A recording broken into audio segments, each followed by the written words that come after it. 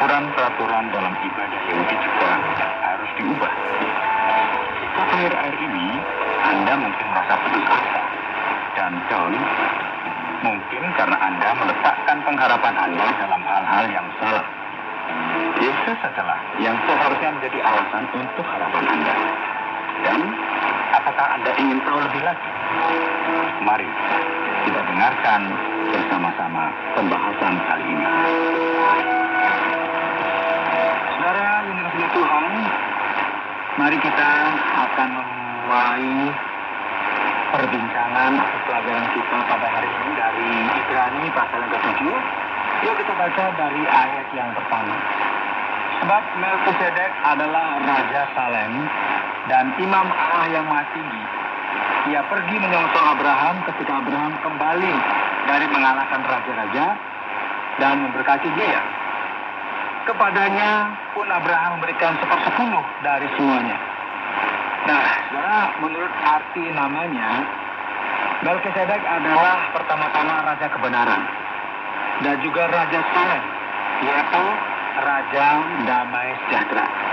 Ia tidak berbapa, tidak beribu, tidak bersilsilah, harinya agak berawal dan hidupnya tidak berkesudahan, dan karena ia dijanjikan sama dengan anak Allah, ia tetap menjadi imam sampai selama-lamanya. Camkanlah betapa besarnya orang itu yang kepadanya Abraham, bapa leluhur kita, memberikan 1/10 dari segala rampasan yang paling baik. Dan mereka dari anak-anak Lewi yang menerima jabatan imam mendapat tugas menurut hukum Taurat untuk memungut persepuluhan dari umat Israel, yaitu dari saudara-saudara mereka, sekalipun mereka ini juga adalah keturunan Abraham. Tetapi Melkisedek yang bukan keturunan mereka memungut persepuluhan dari Abraham dan memberkati dia, walaupun ia adalah pemilik janji. Memang tidak dapat disangkal bahwa yang lebih rendah diberkati oleh yang lebih tinggi. Dan di sini manusia fana menerima persepuluhan, dan di sana ia yang tentang dia diberi kesaksian bahwa ia hidup. Maka dapatlah dikatakan bahwa dengan perantaraan Abraham dipungut juga persepuluhan dari Lewi yang berhak menerima persepuluhan, sebab ia masih berada dalam tubuh bapa leluhurnya. Jika Melkisedek menyongsong bapa leluhurnya itu. Jadi, mari kita lihat, saudara, betapa menariknya hal ini bagi kita. Sekarang, cerita Melkisedek ini sebenarnya tentang apa ya? Apa yang ia lakukan di sini? Apa tujuannya untuk berbicara mengenai keimaman? Pertanyaan besar, apakah yang ada di balik semua ini, saudara? Keraguan terbesarnya adalah seperti ini, saudara.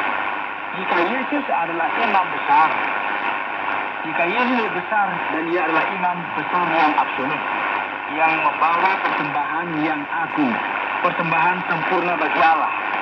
Jika Yesus telah masuk ke ruang Maha Kudus, maka bagaimana mungkin ia bukan merupakan imam dari suku? Imam yang berasal dari suku Lewi, para imam harus berasal dari keturunan Harun, sesuai dengan ketetapan dari kitab imamat.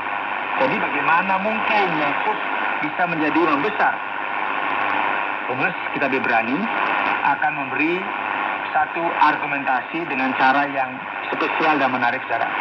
Pada dasarnya ia berkata Yesus adalah imam besar menurut peraturan lain.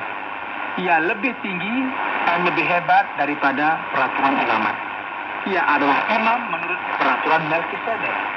Dan sekarang bagaimana ini bisa dibuktikan? Bagaimana Melkisedek ini? Ini kan menjadi pertanyaan kita. Nah, apa yang penting mengenai orang ini?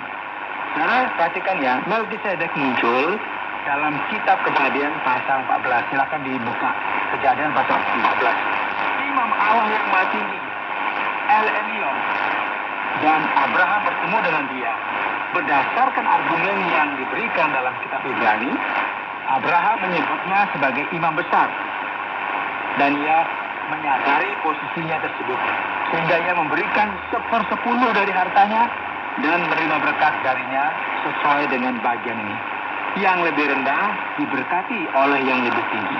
Nah, oleh sebab itu, bagaimana Abraham orang yang telah menerima janji dari Allah itu menyadari orang ini sebagai seorang imam besar, orang yang misterius, karena ia bukanlah anggota dari umat perjanjian, tetapi ia sepertinya merupakan imam yang mengetahui bahwa orang Kanaan adalah umat Allah. Jadi bagaimana ia bisa melakukan semua ini?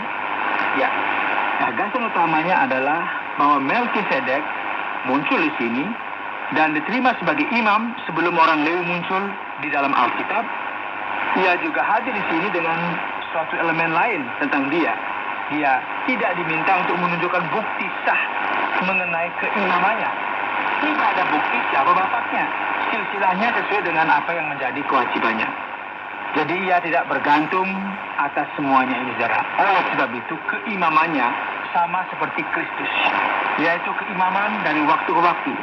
Dan keimamannya adalah kekal. Oleh sebab itu Melkisedek mirip dengan Kristus. Dan pada saat yang bersamaan juga, saudara, Melkisedek dalam bahasa Ibrani disebut Melkisedek, ya, berarti dia adalah raja keadilanku atau raja kebenaran. Dan pada saat yang bersamaan ia adalah raja dan imam. Dan realita ini juga yang dimiliki oleh Kristus. Oleh sebab itu keimaman Melkisedeklah yang menjadi acuan keimaman Kristus. Sekarang penting bagi kita melihat lagi di sini dan memperhatikan apa yang terjadi antara Melkisedek dan Yesus dari ayat 11 dan selanjutnya berdasarkan apa yang tertulis di dalam Alkitab. Mari kita perhatikan. Karena itu andai kata oleh imamat Lewi telah tercapai kesempurnaan. Sebab karena imamat itu umat Israel telah menerima Taurat. Apakah sebabnya masih perlu seorang lain ditetapkan menjadi imam besar menurut peraturan Melkisedek, dan yang tentang dia tidak dikatakan menurut peraturan Harun? Sebab jika imamat berubah, dengan sendirinya akan berubah pula hukum Taurat itu. Sebab ia yang dimasukkan di sini termasuk suku lain. Dari suku ini tidak ada seorang pun yang pernah melayani di mezbah. Sebab telah diketahui semua orang bahwa Tuhan kita berasal dari suku Yehuda. Dan mengenai suku itu Musa tidak pernah mengatakan suatu apapun tentang imam-imam. Dan hal itu jauh lebih nyata lagi jikalau ditetapkan seorang imam lain menurut cara Melkisedek yang menjadi imam bukan berdasarkan peraturan-peraturan manusia, tetapi berdasarkan hidup yang tidak dapat binasa. Sebab tentang dia diberi kesaksian, engkau adalah imam untuk selama-lamanya menurut peraturan Melkisedek. Nah, ini sebagaimana dikutip dari Mazmur 110 ayat 4 yang mengokohkan argumen dari apa yang ditulis oleh penulis kitab Ibrani ini. Memang suatu hukum yang dikeluarkan dahulu dibatalkan kalau hukum itu tidak mempunyai kekuatan dan karena itu tidak berguna. Sebab hukum Taurat sama sekali tidak membawa kesempurnaan. Tetapi sekarang ditimbulkan pengharapan yang lebih baik, yang mendekatkan kita kepada Allah. Dan sama seperti hal ini tidak terjadi tanpa sumpah.